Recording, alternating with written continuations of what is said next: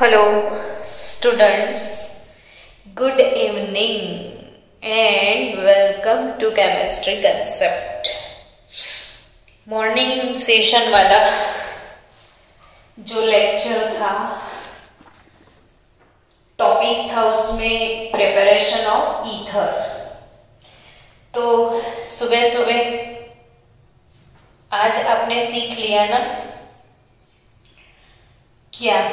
तो Williamson synthesis, आपको video भी मिल गया होगा। आई होप वीडियो भी आपने देख लिया होगा। चलो नेक्स्ट टॉपिक की बात करें। आज का टॉपिक है chemical reactions. Chemical reactions of ether. हमने इतने सारे सब कंपाउंड के केमिकल रिएक्शन पढ़े ना 2 साल में कि बस अब केमिकल रिएक्शन सुनते ही होश उड़ जाते कि भाई क्या है, अब तो बंद करो, है ना। इन लोगों को शौक हो गया है, सबके केमिकल रिएक्शन पढ़ाओ बस। बच्चों की तो कोई सोचता ही नहीं है। ऐसा लगता है ना आपको? कभी कभी हमारे दिल में ख्याल आता है कि सिर्फ ये लोग केमिकल रिएक्शन की सोचते हैं, हमारी नहीं। आपको कभी कभी आता है ना, मुझे तो हर रोज आता है ये ख्याल, क्या किया जाए। एनीवे, ईथर कंपाउंड तो भी है ना प्यारे से है, बहुत प्यारे हैं। मुझे ईथर कंपाउंड में फेवरेट। अब क्यों फेवरेट? तो एक मजेदार बात बोलूं आपको ईथर के बारे में कि ether compounds having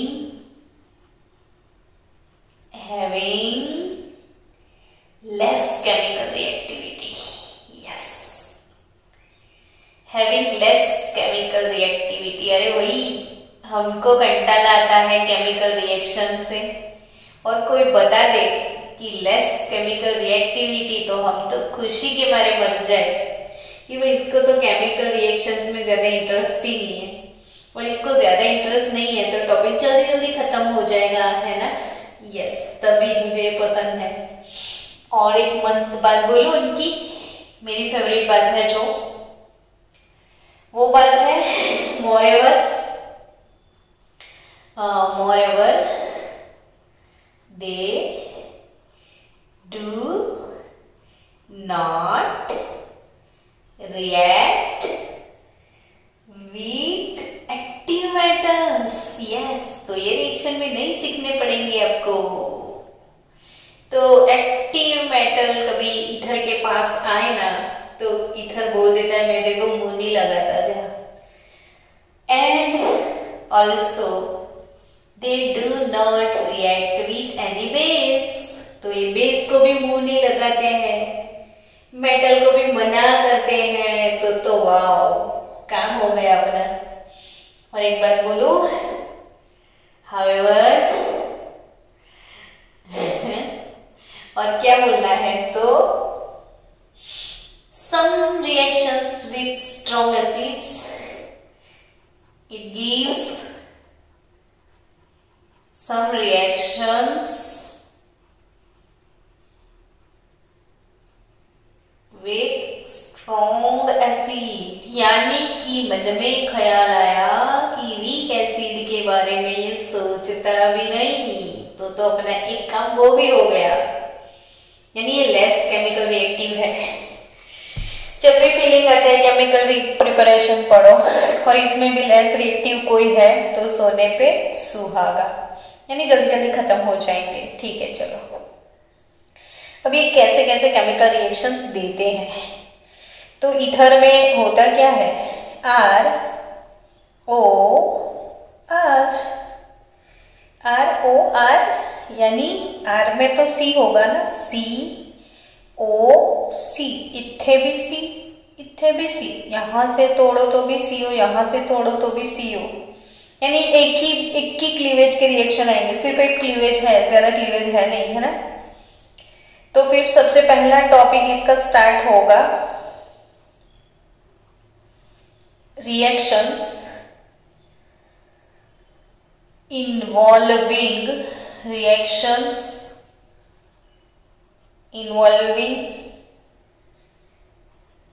cleavage of CO bond. Reactions involving cleavage of CO bond. ओह वाह, CO को तोड़ना है। तो इसमें सबसे पहला है reaction with dilute acid. Reaction with dilute acid. तो डाइल्यूट एसिड, वीक एसिड नहीं बोला है ना, एसिड तो स्ट्रॉन्ग होगा लेकिन डाइल्यूटेड यानी उसको पानी डाल के थोड़ा डाइल्यूट किया है। स्टूडेंट्स, अगर इथर का रिएक्शन विद डाइल्यूट एसिड में, ये एक एक्स्ट्रा टॉपिक है जो शायद आपकी टेक्स्ट बुक में नहीं है, लेकिन कन्वर्जन के लिए आपको चाहिए, इसलिए मैं सिखा दूं आपको। और इसीलिए सिखा रही हूं कि कन्वर्जन्स में ये आराम से आएगा, भले टेक्स्ट बुक में नहीं है। देखो, मैंने आज सुबह मॉर्निंग सेशन में, हेलो बच्चों, आज का जो मॉर्निंग सेशन था इसमें मैंने एक टॉपिक पढ़ाया था कि अगर आपने 2 मोल इथेनॉल लिया,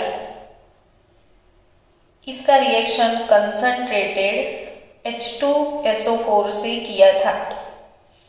कंसंट्रेटेड H2SO4 से विलियमसन सिंथेसिस की मैं बात कर रही हूं, और कंसंट्रेटेड H2SO4 के साथ 413 केल्विन टेम्परेचर पे कंटिन्यूअस इथरिफिकेशन की, विलियमसन सिंथेसिस नहीं है, सॉरी, कंटिन्यूअस इथरिफिकेशन में पढ़ा था। कंटिन्यूअस इथरिफिकेशन में कि 2 mole alcohol concentrated H2SO4 413 kelvin, you will get Ca3CH2O CH2CH3 ethoxy ethane, है ना। अब dear students, what will happen, तो हमने तो ईथर बनाया था, हम तो ईथर की केमिकल प्रॉपर्टी पढ़ रहे हैं, तो यही रिएक्शन को रिवर्स कर दो। Ca3 CH2O CH2CH3 ethyl plus oxy, ethoxy और 2 कार्बन यानी इथेन। अब इथॉक्सी इथेन का रिएक्शन हो जाए विद डाइल्यूट H2SO4 और को डाइल्यूट एसिड से आप करते हो रिएक्शन, तो वो रिएक्शन को बोला जाता है हाइड्रोलिसिस रिएक्शन। हाइड्रोलिसिस ऐसे डाइल्यूट एसिड की प्रेजेंस में होते हैं। जस्ट उसको गर्म कर दो, थोड़ा सा प्रेशर अप्लाई करो, तो you will gate 2 mole ethanol. ये वाला रिएक्शन उल्टा कर दो, you will have 2 mole ethanol. Done. चलो नेक्स्ट केमिकल रिएक्शन की मैं बात करूं तो reaction with hydrogen halide. Reaction with hydrogen halide. तो रिएक्शन विथ हाइड्रोजन हैलाइड में क्या सीखेंगे हम कि भाई कोई ईथर ले लिया आपने, जैसे CH3 CH2O CH2 CH3 और आप ले रहे हो हाइड्रोजन हैलाइड। हाइड्रोजन हैलाइड मतलब HCl, HBr, HX, कुछ भी, चलो मैंने HI ले लिया। तो 2 मोल HI के साथ रिएक्शन होगा तो ये H2 और ये O रिमूव क्या हो जाएगा, H2O। तो 2 मोल आयोडीन अभी बाकी है तो CH3 CH2 I और वो भी 2 मोल। तो 2 मोल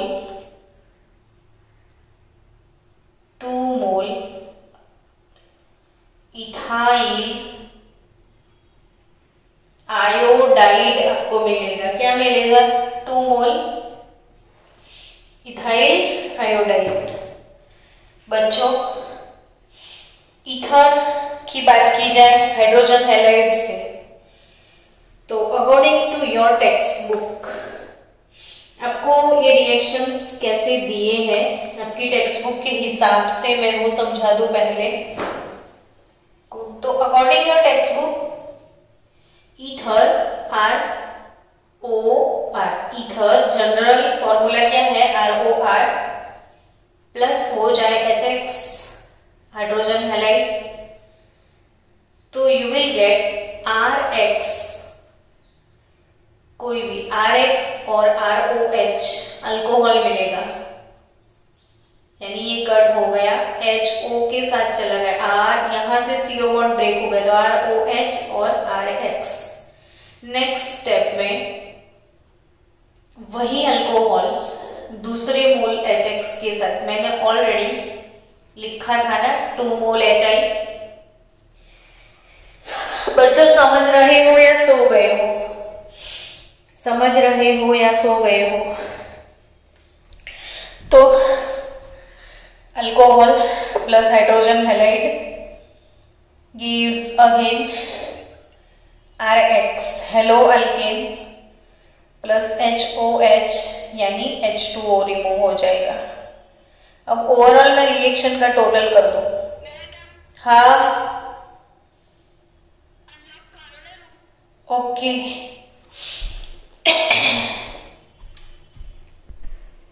चलो, ROR प्लस RX ROH। जो बच्चे अभी लेट आए हैं ना प्लीज वीडियो देख लेना आप आराम से, है ना, ठीक है, अभी आज ही मैं आपको अपलोड करके दे दूंगी वीडियो। तो ROR plus HX RX plus ROH ROH plus HX RX plus HOH, यानी ओवरऑल टोटल करोगे तो ROR ether plus HX plus HX 2HX gives RX plus RX 2 मोल RX प्लस H2O। हो गया है ये वाला रिएक्शन। तो इथॉक्सी इथेन की 2 मोल हाइड्रोजन आयोडाइड से अगर रिएक्शन होती है तो ये है 2 मोल इथाइल आयोडाइड, यानी ओवरऑल बच्चों 2 अल्काइल हैलाइड मॉलिक्यूल आपको मिलने वाले। 1 मोल ईथर अगर आपने ले लिया,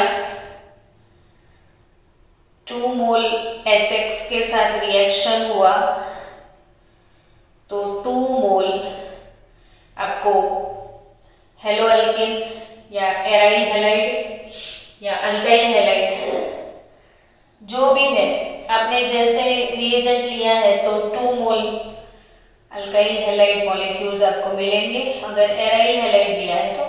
बट एराइल हैलाइड का CO बॉन्ड ब्रेक नहीं होता है, so it is 2 mole alkyl halide. अब धीरे धीरे आगे सीखेंगे एराइल नहीं होगा, क्यों नहीं होगा वो। चलो अब एराइल हैलाइड क्यों नहीं होगा, तो हेलो अल्केन चैप्टर का वीडियो आपको रिवाइज करना पड़ेगा थोड़ा बहुत। वैसे तो मैं समझा दूंगी आपको कि बच्चों अगर कहीं ये एराइल ईथर है, चलो कैसा ईथर, एराइल ईथर का मतलब क्या है मैडम, तो ये एराइल ब्रांच है, एराइल ग्रुप है, एरोमेटिक ग्रुप। अब आप सबको एक चीज पता है कि ऑक्सीजन के ऊपर क्या है, लोन पेयर। तो ऑक्सीजन ये वाली लोन पेयर को इधर गिफ्ट कर देगा ना, और अगर ऑक्सीजन गिफ्ट करके बैठा है लोन पेयर को तो इसके ऊपर प्लस चार्ज आने वाला है ना। अब इसके ऊपर ये प्लस चार्ज आएगा इसने डोनेट किया तो ये इलेक्ट्रॉन इधर फ्री हो जाएंगे।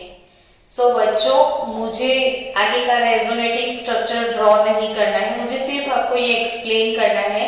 और आपको हेलो एरीन में मैंने बहुत सारे ये स्ट्रक्चर आपको दिखा दिए, अल्कोहल फिनॉल में भी रेजोनेटिंग स्ट्रक्चर आपको दिखा दिए। सो यहाँ से इलेक्ट्रॉन डोनेट होता है तो इधर पार्शियल डबल बॉन्ड कैरेक्टर आ जाता है। हमने एक टॉपिक पढ़ा था कि nucleophilic substitutions are very tough for halo arene compounds. तो हेलो एरीन के लिए न्यूक्लियोफिलिक सब्स्टिट्यूशन बहुत डिफिकल्ट था, बिकॉज हमने तब ये चीज पढ़ा था कि हेलो एरीन में ये जो CX बॉन्ड है वो शॉर्ट है, ऐसा पढ़ा था, ठीक है ना। Due to shortening of bond ये बॉन्ड ब्रेक नहीं होता है, और जब नहीं होता है तो जल्दी से रिएक्ट नहीं करता है, तो शॉर्टनिंग ये रेजोनेंस की वजह से हो। तो यहाँ पे ऑक्सीजन भी अपने इलेक्ट्रॉन पर डोनेट करेगा, पार्शियल डबल बॉन्ड कैरेक्टर आ गया तो ये बॉन्ड शॉर्ट हो जाता है, और due to shortening of bond ये जल्दी ब्रेक नहीं होता है, तो ये CO ब्रेक नहीं होगा, ये वाला CO ब्रेक होगा।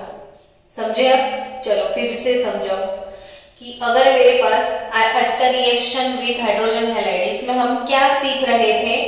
CO क्लीवेज सीख रहे थे। इथर को C और O के बीच में से तोड़ना है।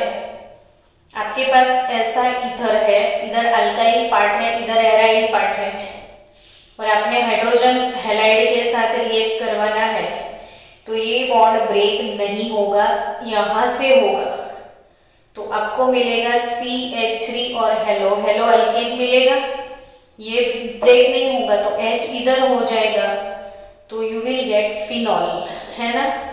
तो ये एक सारे जी नीट के मोस्ट IMP टॉपिक है। आज का पूरा session dedicate to NEET JEE session. बच्चा लोग समझ गए? अब आसानी से समझो आप कि ये HCl, HBr और HI होता तो ऑब्वियसली आयोडीन का साइज बड़ा है, तो ये HI बॉन्ड लेंथ सबसे ज्यादा होता है, तो ये जल्दी ब्रेक हो जाता है, तो ये रिएक्शन फास्ट होता है। तो generally reactivity of hydrogen halide के बारे में अगर पूछ ले एग्जाम में आपको, रिएक्टिविटी ऑफ हाइड्रोजन हैलाइड, तो ऑब्वियसली ये HI is more reactive than HBr and then HCl। ये चीज मैंने मॉर्निंग सेशन में विलियमसन सिंथेसिस में भी आपको सिखाया था, मैंने आयोडीन वाला लिया था। तो ये बॉन्ड जल्दी ब्रेक होता है HI का, और जितना जल्दी ब्रेक होता है उतने अच्छे रिएक्शंस आपको मिलते हैं। चलो थोड़ी सी बातें और हो जाए, और थोड़ी सी बातों में इसकी मैकेनिज्म हो जाए, है ना, कि मैडम मैकेनिज्म समझाओ ना इसका। तो चलो समझ भी लेते हैं mechanism. Chemical reactions of ether की रिएक्शन विद हाइड्रोजन हैलाइड और इसकी मैकेनिज्म। जो बच्चे अभी अभी एंटर हुए हैं उनको भी समझ में आ जाएगा, फिर से एकदम ध्यान से फोकस करना, पूरा टॉपिक समझ में आए ऐसा है। चलो step 1, CH3 CH2 O CH2 CH3, ये है अपना लाडला प्यारा सा ईथर। लेकिन ईथर के ऑक्सीजन पे दो लड्डू होते हैं, यानी ऑक्सीजन जो है लड्डू रिच पर्सन है, इलेक्ट्रॉन रिच पर्सन है। सामने कौन गरीब खड़ा है वो तो देखो, तो उसके सामने हाइड्रोजन हैलाइड है। तो ऑक्सीजन बड़े आराम से लालच दे सकता है आवारा हाइड्रोजन को। तो ऑक्सीजन ने हाइड्रोजन को बुला सकता है कि भाई मेरे कन्ने 2 एक्स्ट्रा इलेक्ट्रॉन है, लेके जा। और वैसे भी हाइड्रोजन के साथ ब्रोमीन का रिलेशन कुछ सही नहीं है। ब्रोमीन वैसे भी लुटारा पर्सन है, इसकी इलेक्ट्रोनेगेटिविटी ज्यादा है, तो वैसे भी वो हाइड्रोजन का गला दबा के रखता है, तब भी हाइड्रोजन जल्दी से उधर जाने को सोचता है। तब होता क्या है कि हाइड्रोजन चला ही जाता है, वो ज्यादा नहीं सोचता है कि जा फुट, तेरे लिए मैं नहीं रुकने वाला। तो CH3 CH2O CH2 CH3 और इसके ऊपर एक लोन पेयर रहेगा, दूसरा लोन पेयर गिफ्ट हो गया हाइड्रोजन को, इसके ऊपर प्लस चार्ज आ जाएगा और ये बन गया प्रोटोनेटेड ईथर। पहले बिना प्रोटोन वाला था, अब प्रोटोन वाला हो गया तो ये प्रोटोनेटेड ईथर हो गया। और क्योंकि Br- सेपरेट हो गया हाइड्रोजन के इलेक्ट्रॉन को लेके।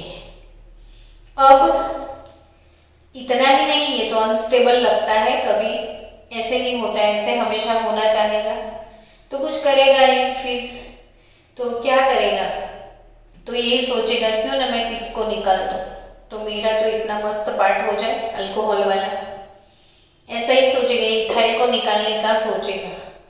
लेकिन वो निकालेगा कैसे ईथर को, तो ईथर को निकालने के लिए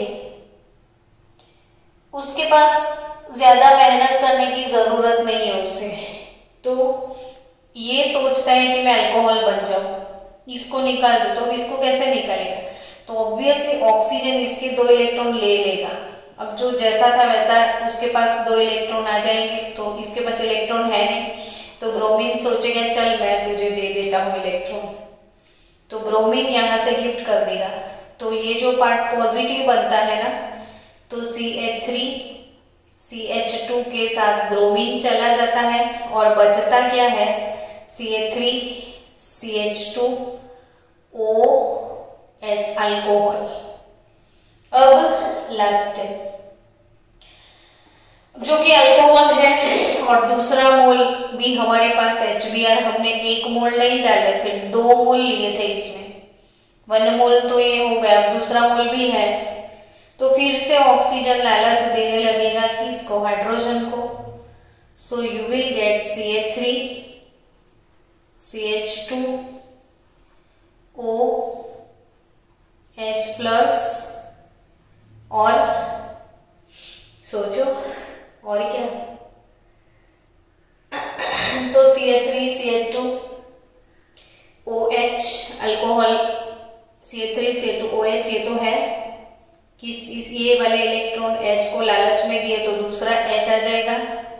पहले अल्कोहल तो ये था, अब एक्स्ट्रा प्रोटोन, तो ये बन गया प्रोटोनेटेड अल्कोहल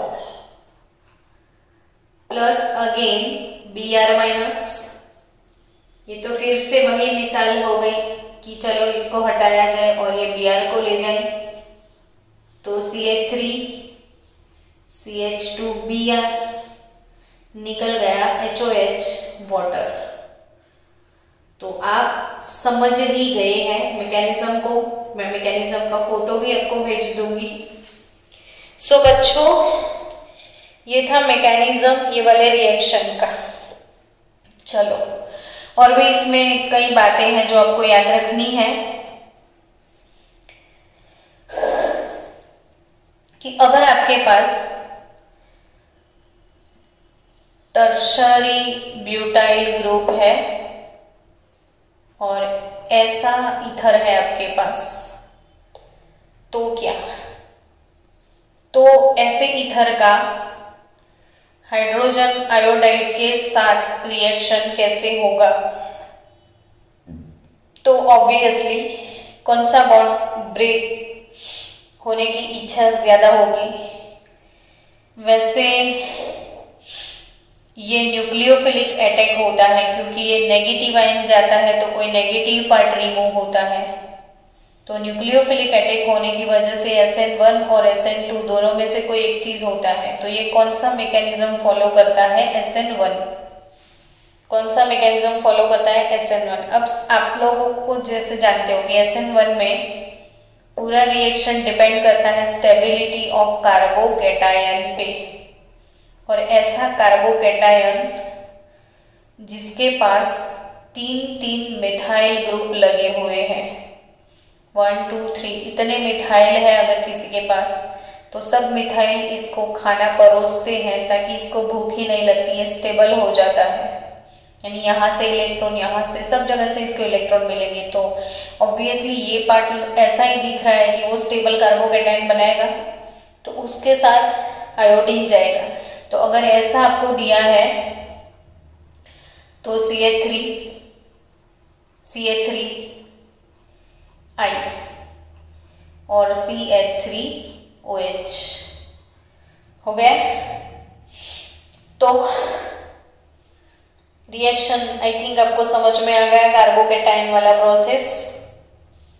अब अगर फिनाइल कैटायन वाला प्रोसेस है, रिंग वाला प्रोसेस, तो C6H5OCH3 अगर है, तो अभी ये तो मैंने सिखाया ना एडवांस में आपको ये रिएक्शन कि रिंग प्लस OCH3 है, तो इसमें ये कैटायन नहीं बनेगा कभी। तो ऑब्वियसली ये बॉन्ड तो ब्रेक ही नहीं होता है इजीली, तो ये वाला बॉन्ड ही ब्रेक होगा। तो इसका रिएक्शन अगर HI के साथ होता है तो आपको O के साथ तो H ही मिलेगा और मिथाइल के साथ आपको I मिलेगा।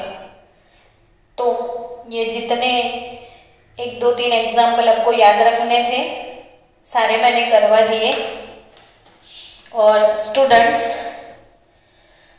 अब यही टॉपिक के ऊपर वेट फॉर सम टाइम आगे। अब ये तो हो गई ईथर के केमिकल रिएक्शंस की बात। Now we are going to learn about electrophilic substitution.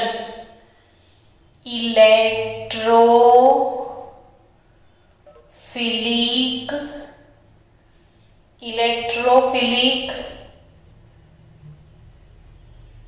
Substitution. कौन सा substitution? Electrophilic substitution reactions of anisole. तो हम एनी सॉल्ट के सारे रिएक्शन आज सीखने वाले हैं। एनी सॉल्ट के बारे में, या अब ये एराइल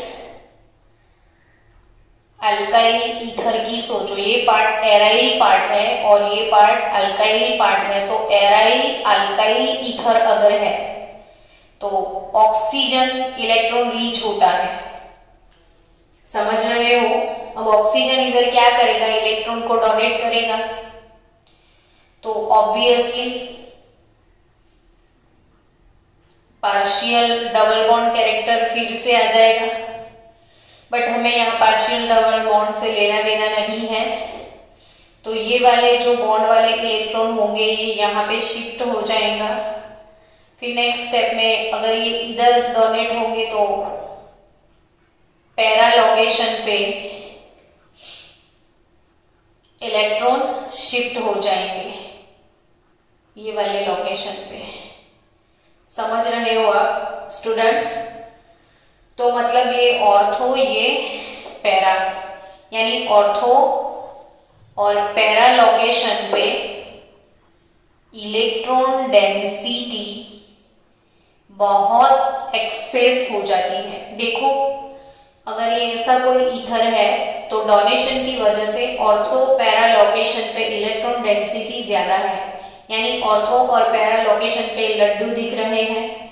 तो अब कोई इलेक्ट्रोफिलिक यानी पॉजिटिव आयन आएगा। इलेक्ट्रोफिलिक मतलब पॉजिटिव आयन, पॉजिटिव आयन आएगा, इधर खड़ा रहेगा तो सोचेगा लड्डू तो इधर ही है, तो वो ऑर्थो पैरा लोकेशन पे ही जाएगा। यानी जो एनिसॉल है वो ऑर्थो पैरा डायरेक्टिंग ग्रुप है। अब इसके इलेक्ट्रोफिलिक सब्स्टिट्यूशन तो हमने हर चैप्टर में पढ़े हैं, हर चैप्टर में। तो ये तो कोई भी कुछ भी आपको टफ नहीं लगेगा, अब तो सोते सोते आप पढ़ लोगे। सबसे पहला है हेलोजीनेशन। हेलोजीनेशन क्या? हेलोजीनेशन। तो हेलोजीनेशन में phenyl alkyl ethers, phenyl alkyl ether यानी मैंने लिया एनीसॉल। फिनाइल अल्काइल ईथर में मैंने क्या लिया? एनीसॉल। एनीसॉल का सॉल्यूशन ब्रोमीन वाटर में और उसके साथ कैटालिस्ट है इथेनॉइक एसिड। जनरली बच्चों कॉमन ब्रोमिनेशन में होता है FeBr3 कैटालिस्ट, लेकिन इसमें चेंज है। रिएक्शन ये इतना फास्ट होता है ना, तो उसको स्लो डाउन करने के लिए एसिटिक एसिड में किया ये रिएक्शन। इसको कोई कैटालिस्ट की जरूरत नहीं है, विदाउट कैटालिस्ट ये हो जाएगा, क्योंकि यहाँ से वैसे भी लड्डू निकल रहे हैं। तो इसीलिए इसको स्लो डाउन करना पड़ेगा, नहीं तो हर जगह पे ब्रोमीन आ जाए। तो ये anisole ring plus OCH3, ring plus OCH3, ये है अपना प्यारा सा क्यूट सा एनीसॉल। तो ऑर्थो पे ब्रोमो लग जाएगा, पैरा पे ब्रोमो लग जाएगा। तो आपको क्या मिलेगा? मेजर प्रोडक्ट आपको मिलेगा ज्यादा प्रोपोर्शन में ortho bromo anisole, sorry para bromo एनीसॉल।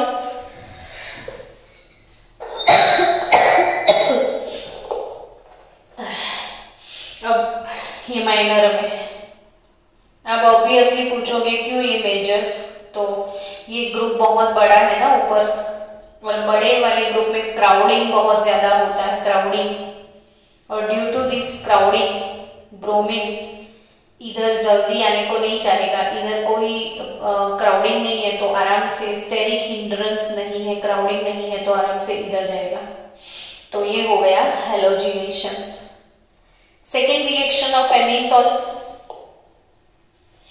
Para isomer almost 90% जितना मिलता है। मेजर में भी कितना परसेंटेज है उसका? 90% रिएक्शन होगा इसका। अब टेक्स्ट बुक में है फ्रीडल क्राफ्ट रिएक्शंस। तो फ्रीडल एंड क्राफ्ट रिएक्शन यानी अल्काइलेशन, एसाइलेशन, आपके पास है रिंग प्लस OCH3 एनीसॉल। एनीसॉल का रिएक्शन होगा मिथाइल क्लोराइड, कोई भी इथाइल क्लोराइड हेलोअल्केन के साथ with in presence of anhydrous AlCl3। ये तो नींद में भी पता होगा ना कि एनहाइड्रस AlCl3 यानी FC catalyst. Friedel craft catalyst मतलब कौन? तो एनहाइड्रस AlCl3। तो ये है Friedel craft catalyst, anhydrous AlCl3। Reaction को स्लो डाउन करना पड़ेगा, तो कार्बन डाइसल्फाइड यूज करोगे आप। तो अगेन आपके पास एनीसॉल ही रहेगा। लेकिन बच्चे ना खेले तो हो जाएंगे बोर। OCH3 हो गया। चलो, तो इसके साथ ऑर्थोमिथाइल और ये पैरामिथाइल। ऑर्थोमिथाइल एनीसॉल और पैरामिथाइल, आपको सिर्फ यही ग्रुप अटैच करना है, ये वाला ग्रुप 2 मोल ये लेना है। नेक्स्ट वही एनीसॉल का FC acylation, CH3COCl acyl halide के साथ होता है। तो एसाइल बिल्कुल नींद में भी आपको पता चल गया होगा कि इसे एसाइल ग्रुप बोलते हैं, acyl, but particular it is acetyl. CH3CO है, RCO that is acyl group. तो ये एसाइल हैलाइड यानी CH3CO ले लो तो ये एसिटाइल क्लोराइड है, और एसिटाइल क्लोराइड और IUPAC बोलो तो ethanoyl chloride, oil chloride group, ethanoyl chloride group हो जाएगा एनहाइड्रस AlCl3। तो बस आपको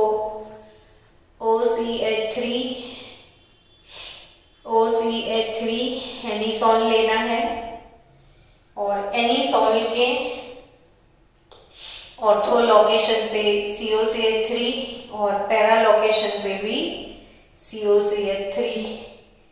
तो ये मेजर प्रोडक्ट, वो वाला माइनर। क्राउडिंग इफेक्ट, क्राउड होता है वहां पे ग्रुप जल्दी नहीं जाते हैं। तो 2-मिथॉक्सी एसिटोफिनॉन और 4-मिथॉक्सी नाम मिल जाएंगे आपको टेक्स्ट बुक में, और आपको आ गए ना अब तो। 2-मिथॉक्सी एसिटोफिनॉन, 4-मिथॉक्सी एसिटोफिनॉन। और बस बुक का लास्ट रिएक्शन बचा है नाइट्रेशन।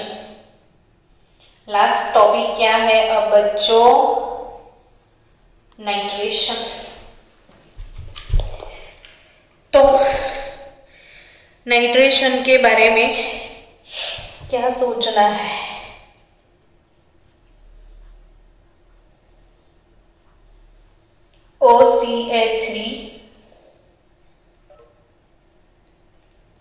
OCH3 ये है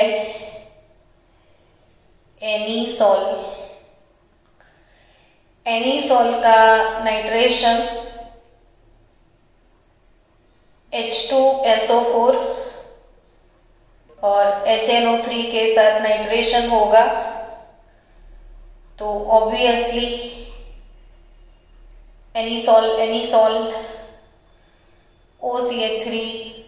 OCH3 ऑर्थो पे NO2, पैरा पे NO2। अब तो कितने सारे नाइट्रेशन, अब तो बस पक गए होंगे अब नाइट्रेशन सुन के।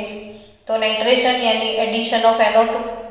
तो ऑर्थो पे NO2 आ जाएगा, पैरा पे NO2 आ जाएगा, और नाइट्रेशन होता किससे है? तो H2SO4 और HNO3 से। तो ortho nitro anisole, para nitro anisole as a major product, और ये एज अ माइनर प्रोडक्ट। तो आपका चैप्टर खत्म है ना। चलो कल नए चैप्टर के साथ मिलेंगे। Bye bye.